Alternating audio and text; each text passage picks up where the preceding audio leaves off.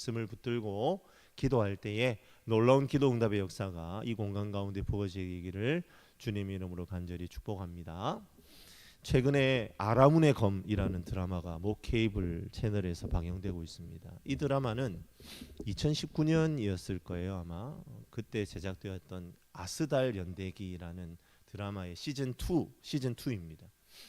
제가 이전에 아스달 연대기를 보면서도 제가 생각했던 것이긴 하지만, 물론 이제 드라마를 보시면 사람마다 느낌이 다르고 감동이 다 있겠지만, 저는 그때 그 드라마를 봤을 때도 지금 이번에 이 아라문의 검이라는 드라마를 보면서도 이 하나님을 떠난 인생이 살아가는 방식이 바로 저렇겠구나라는 생각을 하게 됩니다.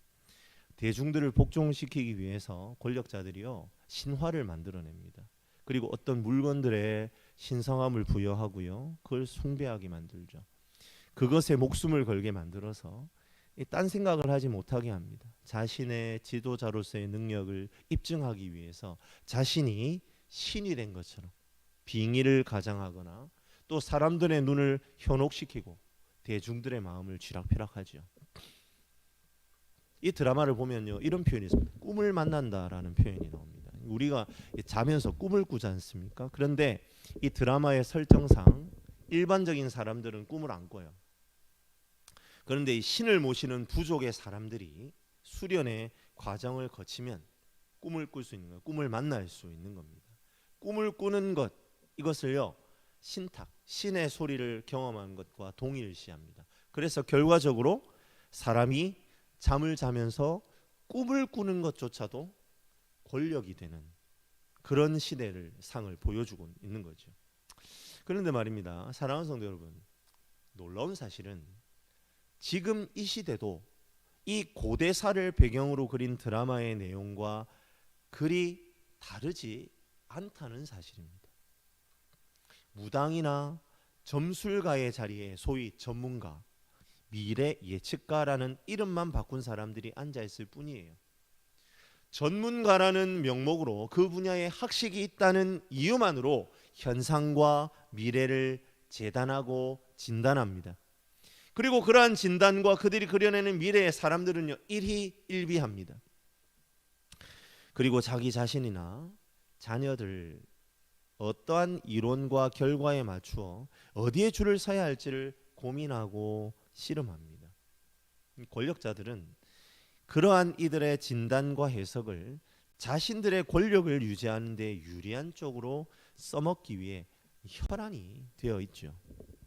오늘 우리가 살펴보고 있는 말씀에는 자신의 욕심을 채우기 위해 신을 가장하고 점을 치며 이상을 보고 그 이상을 해석하는 행위를 여호와 보시기에 가증한 것이라고 못 받고 있습니다. 그런데 그러한 가증한 것은 무언가 특별한 것이 아니라 이 세상이 운행되는 방식이다라는 것에 우리는 주목해야 합니다. 결국 하나님께서 오늘 말씀을 통해 우리에게 요청하시는 것은 세상을 닮지 말고, 세상의 방법에 목매달지 말고 하나님의 사람답게 살라는 겁니다. 이 시간 세상을 닮지 않고 하나님의 방법으로 살아가는 것이 무엇을 의미하는지를 살펴보고 그것에 순종하며 나아가는 저와 여러분들이 되시기를 주님의 이름으로 간절히 축원합니다.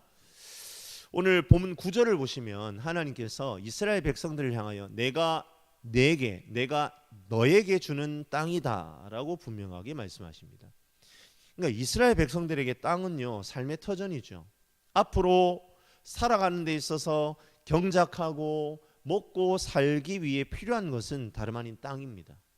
그러하기에 오늘 이스라엘 백성들에게 있어서 땅을 우리들에게 적용을 해본다면 그것은 뭘까요? 그렇죠, 하나님의 백성으로서 살아갈 때에 얻게 되는 하나님의 기업이죠. 사랑하는 성도 여러분, 성도는 어떤 사람들입니까? 성도, 이 한자 말을 풀이해 보자면 거룩한 무리이죠. 거룩은요 구별됨입니다.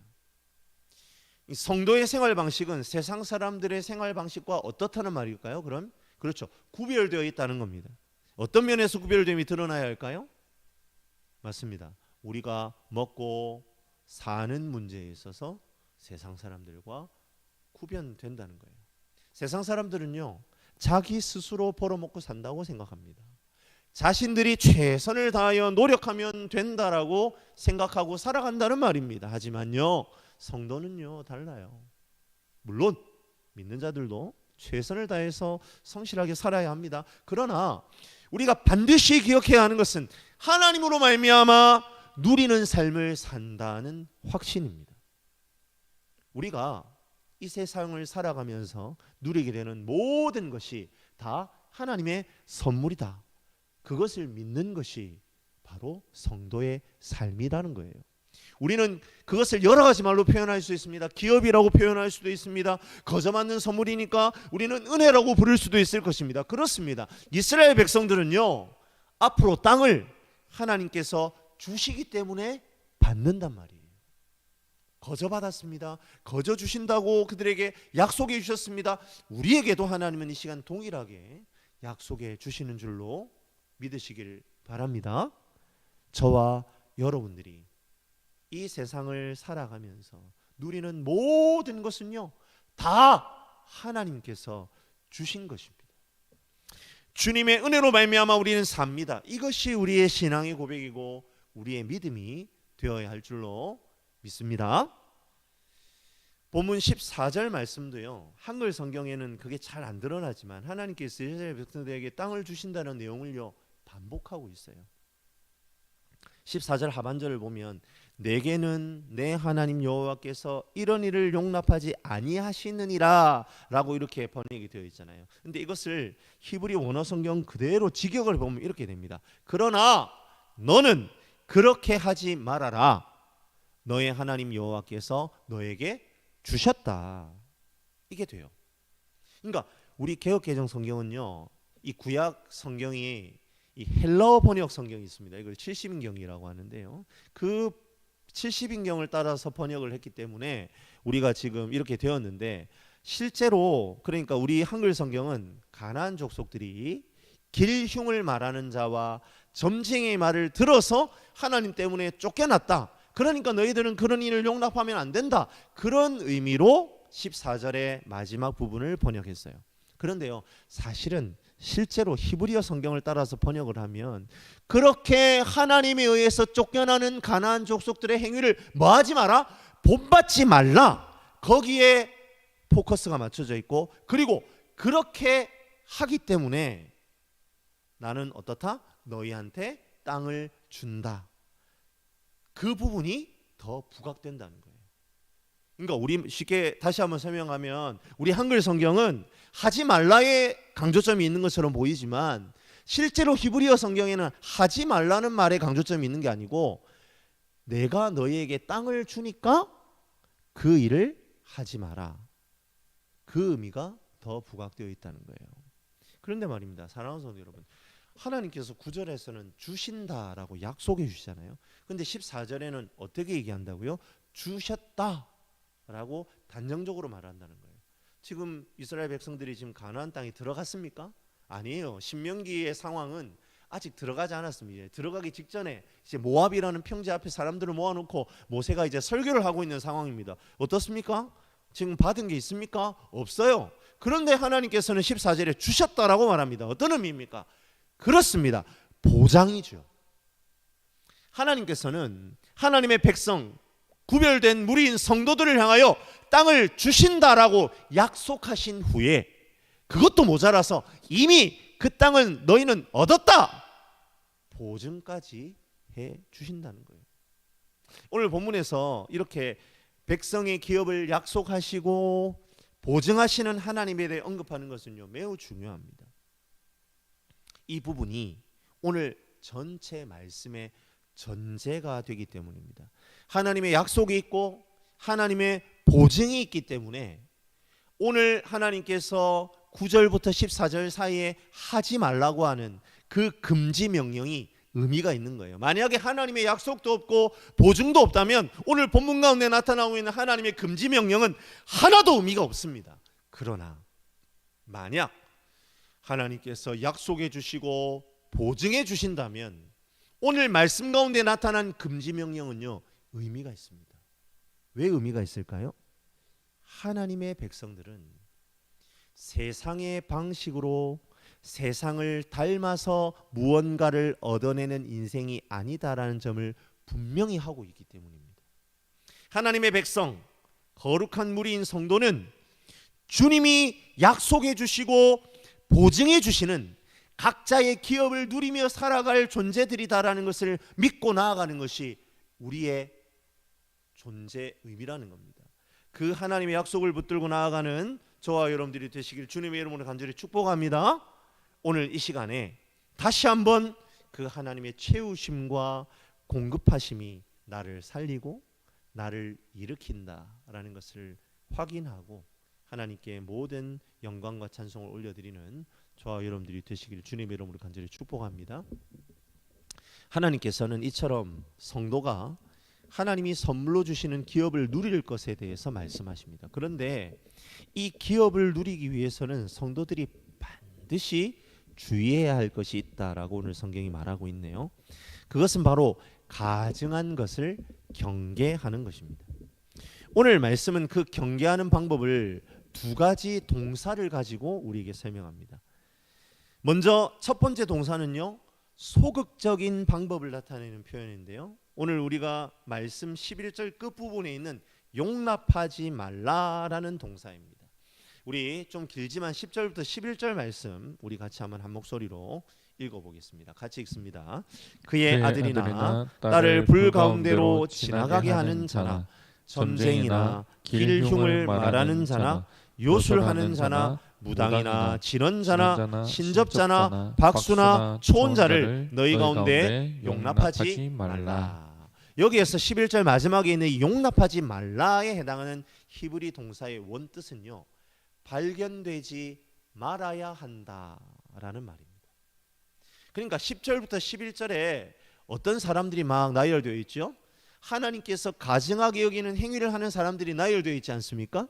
그러니까 순서대로 살펴보면 이렇죠. 자신의 아들이나 딸을 불 위로 지나가게 하는, 즉 인신 제사를 드리는 자가 가장 먼저 나옵니다.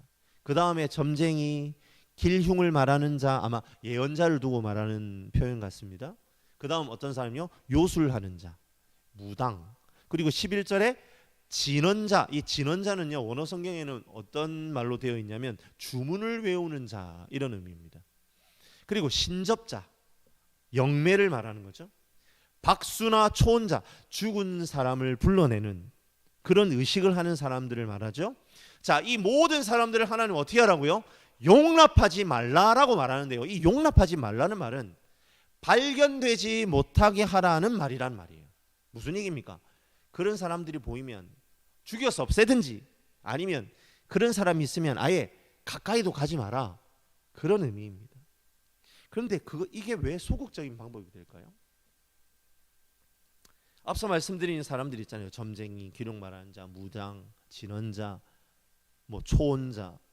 이 사람들 다 어떻습니까? 예, 눈에 보이는 사람들이잖아요. 눈에 드러납니다. 그러면 어떻게 할 수 있어요? 눈에 드러나니까 뭐 할 수 있습니까? 예, 피할 수 있습니다.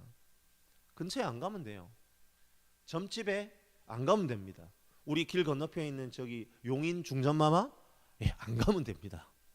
무당을 안 부르면 됩니다. 요술을 부리고 죽은 자를 불러서 접신하려고 하는 박수나 초혼자들이 내 곁에 있으면 그런 사람들을 안 두면 됩니다. 이런 사람들과 따로 분별하여 살면 됩니다. 바로 분별이 돼요. 피할 수 있어요. 그러하기에 이런 가증한 것을 이것은요, 가증한 것을 경계하는 소극적인 방법이에요. 이 시대를 살아가는 우리들에게도 원론적이고 1차적으로 바로 적용할 수 있습니다. 사랑하는 성도 여러분, 점 보러 가지 마시길 바랍니다. 어떤 한 가수가요, 이 불후의 명곡이라는 왜 그 KBS의 프로그램 있잖아요. 이 경연 프로그램 아닙니까? 거기에서 이제 자기가 몇 등을 할지 점을 봤대요. 그러니까 그 방송에서 그 얘기를 하더라고요. 그런데 그 점괘대로 결과가 안 나왔다는 얘기를 하면서 마지막에 뭐라고 얘기하면, 점 본 대로 결과가 안 나오던데요. 그런데요, 저 완전 기독교예요. 기독교란 말을 하질 말든지. 시내버스 그 좌석 뒷면에 보면 광고란이 있지 않습니까? 심심찮게 점집 광고들이 붙어 있습니다. 무슨 보살을 찾아주세요. 당신의 미래를 어디에 맡기시겠습니까? 그리고는 광고 문구 말미에 항상 따라붙는 말 뭐가 있습니까? 모든 종교인 환영. 무슨 말입니까? 교회 다니는 사람들도 가는 사람들이 있단 말 아니겠어요? 사랑하는 성도 여러분, 피해야 합니다. 눈 감아야 합니다. 세상 사람들도 다 하는 건데요. 아유, 목사님 그냥 뭐 재미로 하는 거예요. 뭐 신문에 보면 뭐 오늘의 운세 있잖아요. 뭐 타로, 카드, 뭐 사주 카페, 마치 이런 것들이 문화인 것처럼 번지고 있습니다. 그거 모르면요, 마치 시대에 좀 뒤떨어진 사람처럼 보이는지도 모르겠어요. 주님의 이름으로 권합니다. 하면 안 됩니다. 내 가운데에서 발견되지 말아야 한다. 이 말씀에 순종하는 저와 여러분들이 되시기를 간절히 바랍니다. 그 순종이 우리가 하나님의 기업을 누리는 비결이라는 거예요. 그 다음으로 적극적인 방법을 나타내는 표현이 있습니다. 바로 9절 끝부분에 있는 본받지 말 것이니라는 표현입니다. 우리 함께 9절 말씀 한 목소리로 같이 한번 읽어볼게요. 네, 하나님 여호와께서 내게 주시는 땅에 들어가거든 너는 그 민족들의 가증한 행위를 본받지 말 것이니. 자, 본받지 말 것이니에 해당하는 히브리어 원어를 그대로 직역하면 배우지 말아야 한다가 됩니다. 무슨 얘기입니까? 가증한 행위를 배우지 말아야 한다 이 말이죠. 적극적으로 하나님이 싫어하시는 것을 하지 않는 겁니다. 인신제사 드리는 것을 배우면 안 됩니다. 무당짓 배우면 안 됩니다. 배우면 그것이 습관이 된다는 거예요. 사랑하는 성도 여러분, 가증한 것을 행하는 습관을 가진다고 생각해 보십시오. 얼마나 끔찍합니까? 그런데 이 가증한 것을 배우는 것과 연관되어 있는 표현이 14절에 한 번 더 등장합니다. 우리 14절 말씀도 같이 한번 읽어볼까요? 같이 읽습니다.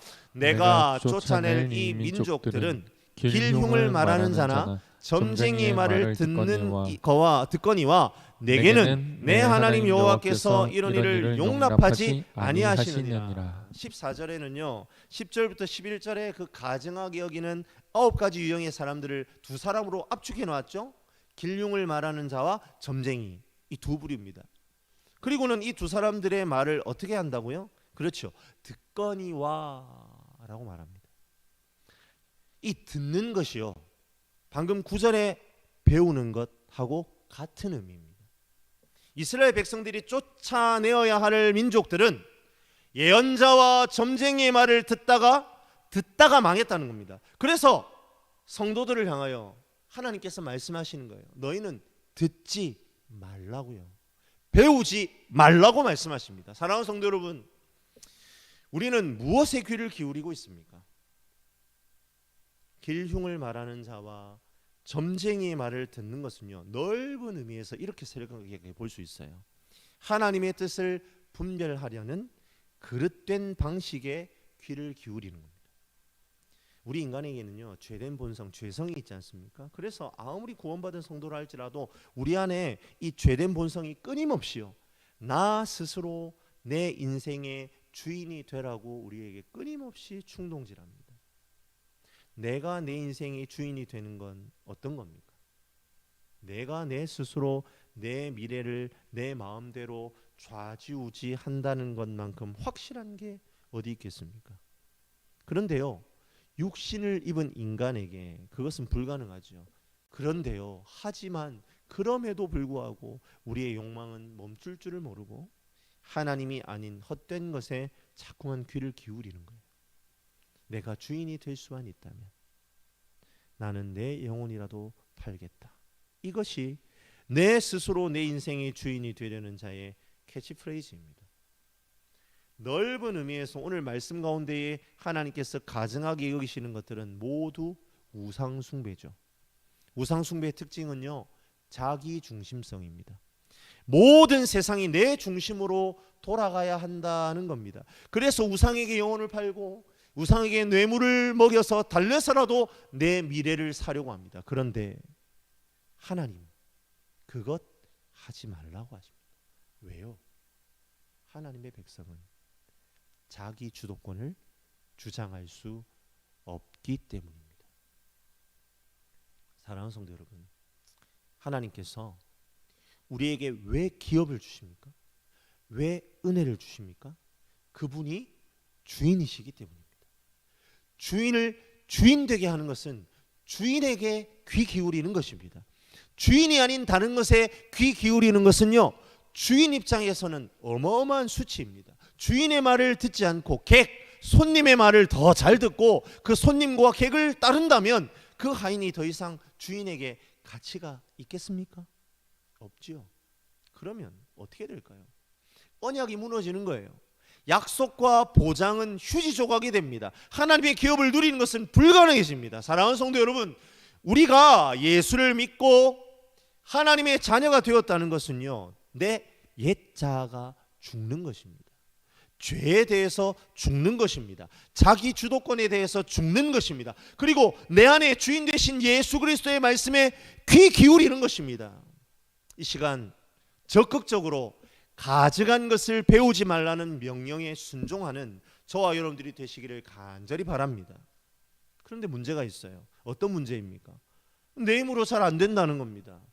그만큼 내 안에 있는 죄된 본성이 강력합니다. 늘 주도권을 잡고 싶어 합니다. 내 옛자아는 날마다 자라납니다. 날마다 살아납니다. 마치 잡초와 같습니다. 질긴 생명력입니다. 그래서 내 욕구를 충족시킬 만한 소리에 자연스럽게 귀를 기울이게 되어 있어요. 그리고 그거를 계속 듣고 앉아 있는 겁니다. 자연스럽게 배우는 거예요. 멸망의 구덩이인 줄도 모르고 말이죠. 그래서 주님은 오늘 13절의 말씀을 통해 우리에게 해결책을 제시하십니다. 우리 한 목소리로 13절 말씀 같이 한번 읽어볼까요? 같이 읽습니다. 너는 내 하나님 여호와 앞에서 완전하라. 할렐루야. 아멘. 성도님들께서는 혹시 이 13절의 말씀을 보시면서 아니 지금 내 안에 욕망도 다스리지를 못하고 허우적 거리고 있는데 어떻게 여호와 앞에서 완전할 수 있다는 말입니까? 그러면 하나님은 마치 재판관처럼 나를 막 노려보고 계시고 있다는 말입니까? 나는 그 앞에서 죽어라! 완전함을 추구하기 위해 옴싹달싹 못해야 한다는 말인가요? 이게 어떻게 해결책이 될 수 있다는 말이에요, 목사님? 이렇게 말씀하실지도 모르겠습니다.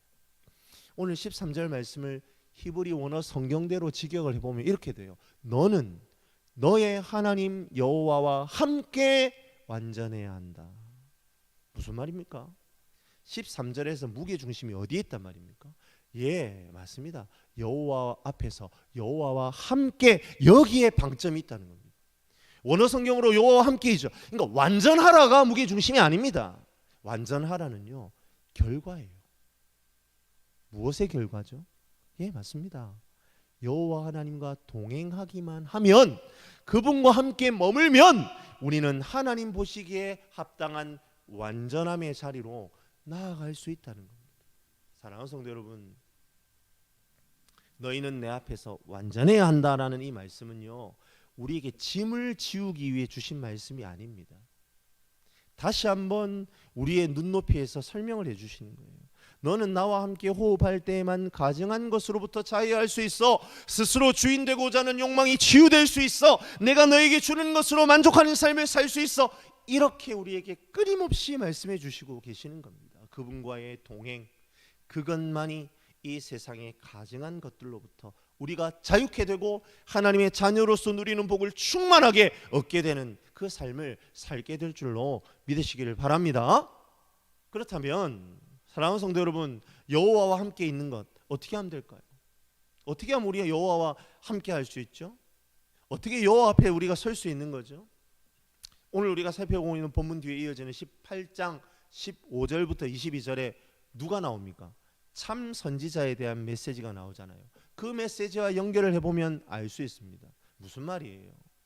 여호와와 함께 있으려면 들어야 한다는 말입니다. 뭘 들어야 된단 말입니까? 참 선지자를 통해 하나님께서 그 백성들에게 주시고자 하는 말씀을 들을 때에 성도는 하나님과의 동행을 누릴 수 있게 된다는 거예요. 우리 다음에 살펴볼 기회가 있겠지만 18장 15절에 모세가 자신과 같은 선지자 하나가 일어날 것이다라고 선언을 합니다. 그리고 18절에서는 하나님께서 그 선지자의 입에 내 말을 두겠다 말씀하십니다. 그 말을 듣고 온전한 순종의 삶을 살아드리는 것이 바로 가증한 것으로부터 자유하는 삶, 여호와와 함께 있는 삶이라고 우리에게 선언하시는 거예요. 이 신명기의 선언은 오늘 신약 시대를 살아가는 저와 여러분들에게 어떻게 적용됩니까? 모세와 같은 선지자 하나 누구입니까? 우리 알고 있지 않습니까? 예, 바로 예수 그리스도 그분이십니다. 요한복음 1장 1절 예수님을 말씀이라고 고백합니다. 요한복음 1장 14절 그 말씀 되신 예수 그리스도께서 육신이 되어 우리 가운데 거하신다고 선언합니다. 이겁니다. 말씀 되신 예수 그리스도를 내 마음에 모시는 것에서 하나님과 함께함은 이루어집니다. 예수와 동거함이 바로 완전함의 비결이 된다라는 사실을 믿고 나아가는 저와 여러분들 되시길 주님의 이름으로 간절히 축원합니다. 어떻습니까? 내 스스로 완전케 될 수 있습니까? 하나님께서는 여호와 앞에 완전케 되는 행위를 중시하는 공로주의를 우리에게 말씀하고 계시는 겁니까? 전혀 그렇지 않다는 거예요. 하나님은 은혜를 선포하고 계시는 겁니다. 육신으로 이 땅에 오신 말씀 되신 예수 그리스도를 나의 주 나의 하나님으로 고백하고 영접할 때에 그분 안에 거하는 역사가 일어납니다. 내 안에 계신 성령께서 나를 거룩하게 하십니다. 나에게 말씀해 주십니다. 끊임없이 말씀해 주십니다. 하나님께서 가정하게 되는 것에 마음을 빼앗길 겨를이 없도록 우리에게 말씀하십니다. 폭포수와 같은 말씀으로 들려주십니다. 온전히 내 영혼의 귀를 사로잡으십니다. 우리는 날마다 주님과의 동행 가운데에 거룩의 사람, 완전함을 이루시는 주님의 성도로 세워져 가는 것이죠. 말씀을 마무리합니다. 사랑하는 성도 여러분, 우리는 세상을 닮지 않고 예수를 닮아가게 되기를 주님의 이름으로 간절히 축원합니다. 우리가 성도로 살아간다는 것은 놀라운 특권이고 복입니다. 우리는 더 이상 내가 무언가를 누리기 위해서 아등바등하는 삶을 살지 않아도 됩니다. 주님이 선물로 모두 채워주시기 때문입니다. 약속이 있어요. 보증이 있다는 겁니다. 하지만 여전히 내 삶의 자리 가운데 누림이 없고 자꾸만 내 스스로 주인이 되고자 하는 욕망으로 내 마음이 채워지려 한다면 우리는 멈춰야 됩니다. 오늘 이 말씀의 거울에 자신을 다시 비추어 보아야 된다는 말이에요. 눈에 드러나는 것은 소극적인 방법으로 멀리하면 됩니다. 가까이 하지 않으면 됩니다. 내 옆에 있지 못하게 하면 됩니다. 하지만 보이지 않는 것은 어찌하시겠습니까? 끊임없이 들려오는 외부의 소리와 내 내면의 소리는 어떻게 하시겠습니까? 물리적인 귀를 닫아도 내 영혼의 귀가 끊임없이 하나님께서 가정하게 여기시는 자기 주도권을 주장하는 멸망의 자리로 나를 계속 귀 기울이게 만듭니다. 어찌 하시겠습니까? 적극적인 방법이 필요합니다. 내 안에 예수가 계시다면, 내 안에 성령이 계시다면 그분을 진정으로 주인으로 섬겨드리는 우리들의 삶이 되시기를 주님의 이름으로 간절히 축복합니다. 어떻게 주인으로 섬겨드립니까? 말씀 외에는 답이 없는 줄로 믿습니다. 말씀의 자리를 놓치면 안 됩니다. 예배 가운데에 선포되는 말씀에 자신을 드려야 합니다. 매일 아침 말씀을 열고 큐티를 통해 하나님의 음성을 만나야 합니다. 성경을 가까이 하고 읽어야 합니다. 말씀의 사람이 되어야 합니다. 말씀이 가라고 하는 만큼 가고 서라고 하는 자리에 서야 합니다. 그것이 가증한 소리에 귀 기울이지 않는 적극적인 방법인 줄로 믿으시기를 바랍니다. 세상을 닮지 않고 예수님을 닮아가는 귀중한 방법으로 말이죠. 제가 우리 전제중앙교회 부임하고 거듭하여서 양육과정을 개설하고 성도님들이 그것을 통해 계속 말씀으로 양육되기를 바라고 있습니다. 왜 이렇게 제가 이렇게 할까요? 왜 계속 그렇게 억지로 해야 된다 할까요? 세상에 틈을 주지 않기 위해서입니다. 하나님의 말씀이 우리를 이끌어 가시도록 자신을 드려야 합니다. 말씀에 나를 드리고 말씀이 나를 이끌고 여호와 하나님과 함께함으로 완전한 삶, 거룩한 삶, 하나님을 기쁘시게 하는 삶, 성령 충만한 삶을 살아드리는 방법은 끊임없이 하나님의 말씀에 나를 노출시키는 것 외에는 방법이 없기 때문입니다. 순종함으로 하나님 앞에 나아가는 저와 여러분들 되시길 주님의 이름으로 간절히 축복합니다. 그리함으로 하늘 아버지께서 성도의 삶에 부어주시는 참된 기업과 복을 다 받아 누리는 저와 여러분들이 되시기를 주님의 이름으로